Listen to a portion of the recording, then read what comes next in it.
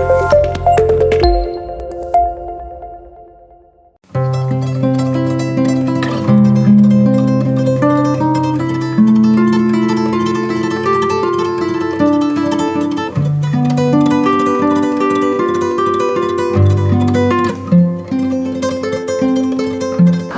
perkenalkan saya Sas Arik Atala dari Yukart. Di sini saya posisi sebagai kepala produksi. Yukart sendiri sudah berdiri sekitar 7-8 tahun ya, dari tahun 2015. Yukart sendiri banyak banget memproduksi seperti kartu ID card, tali lanyard, casing, dan sebagainya, seperti itu. Dulu namanya masih CV ya, dulu CV Solusi Kartu Indonesia. Jadi dulu itu masih CV, dan untuk Yukart sendiri itu sebenarnya nama brand. Gitu. Yukart itu nama brand, ada lanyardku, ada project SKI dan segala macam, itu brand. Tapi untuk nama perusahaan kita sendiri sebenarnya PT Solusi Kartu Indonesia. Dulu masih CV, dulu saya masuk ke sini masih CV, dan istilahnya dari sisi alur dan segala macamnya masih belum tertata. Saya bergabung di Yukart itu sekitar tahun 2018 ya. Saya melamar sebagai operator produksi.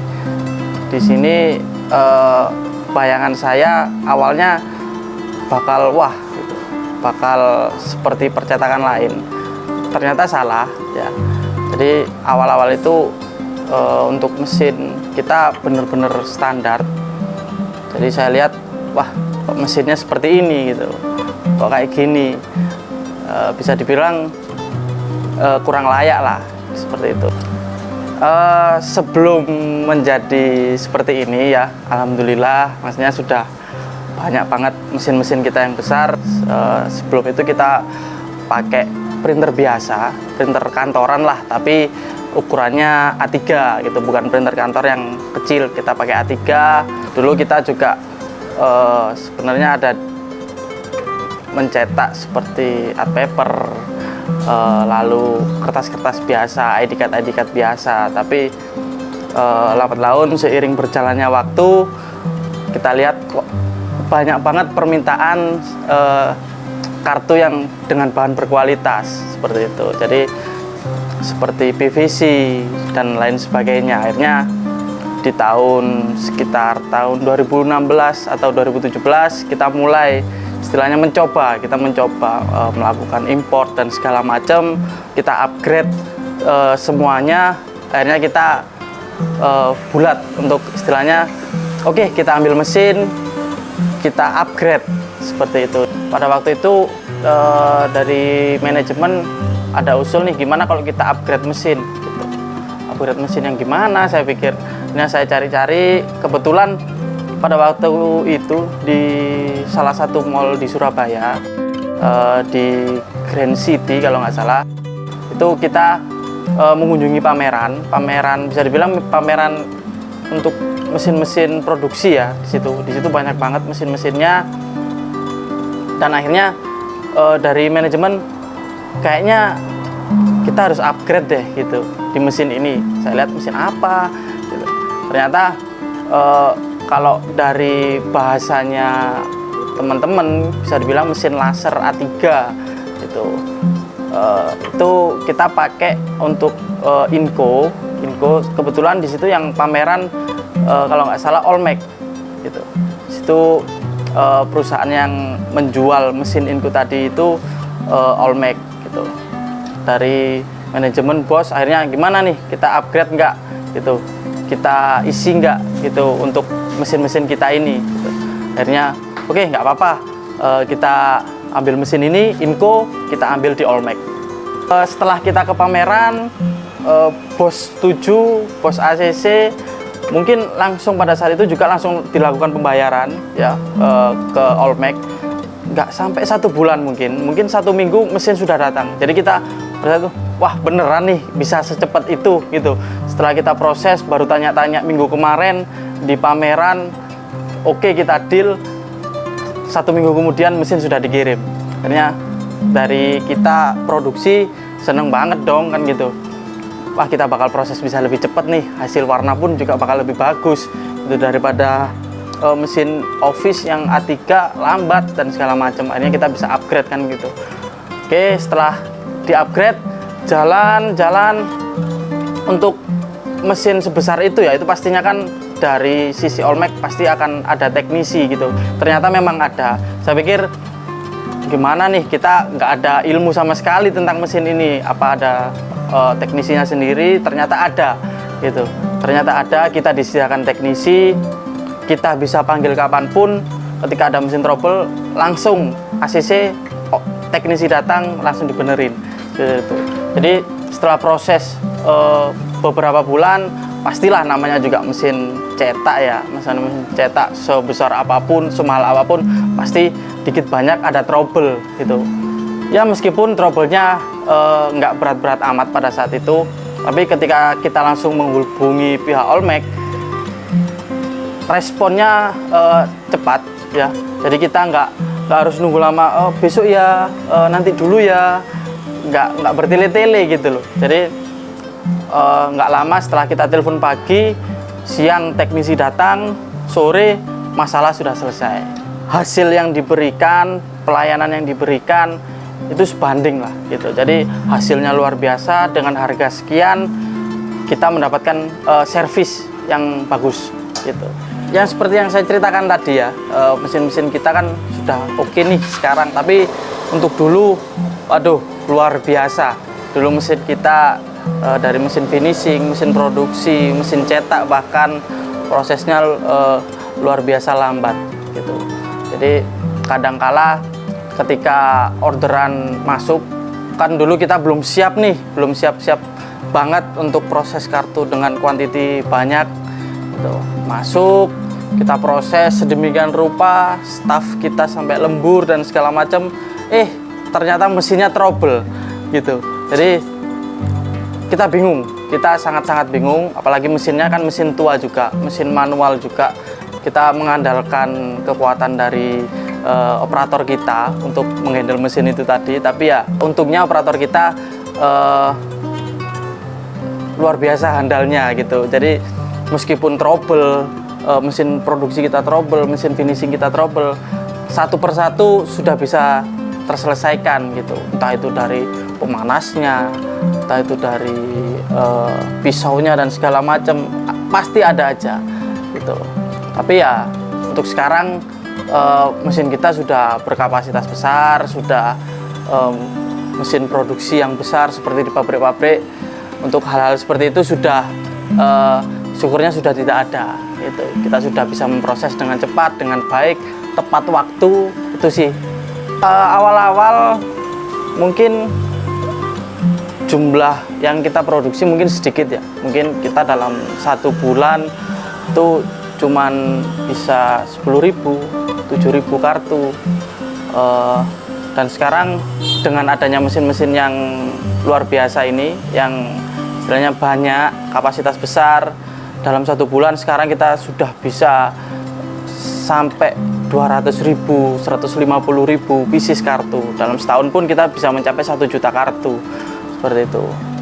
Dan customer-customer kita juga lumayan banyak dari penjuru Indonesia. Kenapa juga namanya PT Solusi Kartu Indonesia, itu tadi kita akan menjangkau seluruh Indonesia dari Sabang sampai Merauke, bahkan di Papua pun juga ada gitu.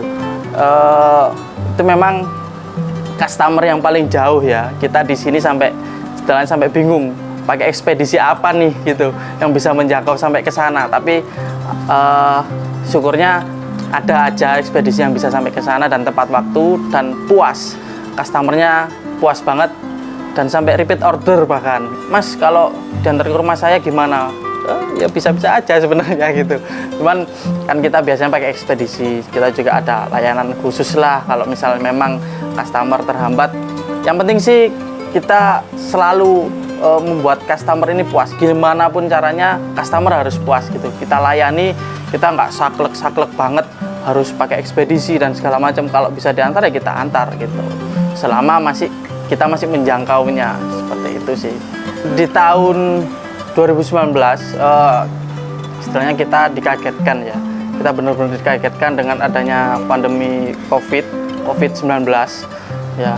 Kita sebagai istilahnya perusahaan yang bergerak di bidang percetakan bisa dibilang kalang kabut atau istilahnya bingung. Gimana nih instansi banyak yang tutup, toko-toko banyak yang tutup, hotel banyak yang tutup, pelanggan sepi. Pada saat itu kita memang benar-benar bisa dibilang kolaps ya. Kita bingung, nggak tahu harus gimana. Dari tahun 2019, 2020 sampai 2021 itu kita istilahnya dari awal yang jatuh kita lambat laun bisa naik lagi gitu, dengan motivasi yang kuat dari tim sales kita, dari tim marketing kita. Pandemi ini nggak jadi halangan, tapi ya memang tetap kita merasakan yang namanya omset turun, antrian menurun, mesin kita sudah oke tapi nggak terpakai dengan maksimal gitu, nggak berproduksi dengan maksimal seperti itu. Jadi meskipun pandemi ini kita tetap berusaha, kita tetap maksimalkan SDM yang ada, dan nyatanya di 2022 ini kita bisa bangkit lagi seperti itu. Pada saat itu ketika kita down-downnya ya, penghasilan kan pasti menurun, omset perusahaan menurun. Ada memang sempat teman-teman kita, staf-staf kita itu dirumahkan. Dengan bertambahnya omset lambat laun tahun 2021, staf kita yang awalnya dirumahkan kita tarik lagi gitu. Untuk apa ya? Supaya mereka nggak kebingungan nih mau cari kerja di mana lagi, padahal dulu kerjanya sudah bagus dan segala macam. Hanya kita tarik lagi, oke, kerja di sini lagi, kita berjuang lagi dari awal lagi, kita hadapi pandemi bersama-sama. Kalau saya sendiri untungnya ya, saya bersyukur banget pada saat itu. Saya juga istilahnya gambling, gimana nih saya dirumahkan atau enggak gitu. Karena pada saat itu posisi saya masih operator juga, saya juga apa saya yang dirumahkan, apa siapa gitu. Memang pasti ada rasa takut itu, tapi syukurnya saya nggak sampai dirumahkan. Saya tetap istilahnya masih diberi kesempatan untuk berjuang di masa pandemi pada saat itu. Awalnya karyawan kita atau staf-staf kita mungkin hanya berjumlah sekitar 8 atau 7 orang, termasuk bosnya. Jadi kalau nggak ada bosnya ya sekitar 6 gitu. Tapi alhamdulillahnya kita sekarang bisa buka cabang, ada di Jakarta, ada di Semarang seperti itu. Untuk jumlah karyawannya sekarang alhamdulillah sudah mencapai sekitar 40 orang ya. Itu sudah termasuk bosnya juga, ownernya juga. Sekitar 40 orang. Kita sekarang sudah bisa bersinergi untuk bersaing seperti itu. Di tahun 2022 ini kita sudah berkembang pesat, kita sudah maju, kita sudah istilahnya bisa bersaing dengan kompetitor-kompetitor besar seperti itu. Dari segi mesin, dari segi SDM, kita semua sudah berkembang. Dan syukurnya dulu yang saya operator, sekarang saya sudah menjadi kepala produksi dan saya sudah istilahnya sudah tahu bagaimana sih istilahnya kita harus berkembang itu, gimana sih caranya supaya perusahaan ini berkembang. Akhirnya kita semua bersyukur Yukart ini atau PT SKI ini sekarang sudah menjadi PT seperti itu. Kita sudah bisa bersaing dengan kompetitor, kita sudah istilahnya punya customer, instansi pemerintah dan segala macamnya seperti itu. Toko-toko besar kayak Benardi, lalu instansi hukum dan segala macam, kita sudah bisa handle itu gitu. Jadi dari segi kemampuan kita sudah berkembang pesat, mesin kita sudah upgrade, SDM kita sudah upgrade, jadi kita sudah siap untuk bersaing. Kita sekarang ada sosial media juga, ada TikTok, ada Instagram, marketplace kita juga ada gitu. Jadi mungkin Kalau bisa dicari U-Kart Indonesia atau U-Kart Jakarta, U-Kart Semarang, itu nanti bisa dicari aja di Instagram, di marketplace Shopee, Tokopedia. Kita sekarang sudah bergerak di situ dan alhamdulillahnya semua berjalan lancar, orderan juga masuk dengan lancar gitu. Untuk teman-teman yang mau berkunjung langsung ke tempat kita, langsung datang aja di alamat Rungkut Harapan Blok F nomor 8 ya. Di situ teman-teman bisa melihat katalog-katalog kita, contoh-contoh kartu kita, contoh-contoh tali lanyar kita. Di situ banyak banget. Yuk langsung aja kunjungi, nggak usah ragu-ragu, pasti akan dilayani yang terbaik. Untuk teman-teman yang di luar sana yang istilahnya bekerja ya, terutama yang istilahnya mungkin di bidang percetakan juga sebagai operator atau sebagai jasa desainnya, tetap semangat, tetap melakukan terbaik untuk istilahnya perusahaan ya. Bagaimanapun pasti suatu saat ketika kita istilahnya yakin, teguh dengan pendirian kita berpegang pada prinsip, saya yakin suatu saat teman-teman pasti akan menjadi seorang pemimpin juga gitu. Meskipun dari awal kita sebagai operator, tapi kalau kita memang mau belajar terus menerus gitu, kita memotivasi diri kita, saya yakin teman-teman pasti akan istilahnya bisa menjadi seorang pemimpin. Entah dimanapun nanti teman-teman menjadi pemimpin, itu diawali dengan berusaha gitu. Terima kasih.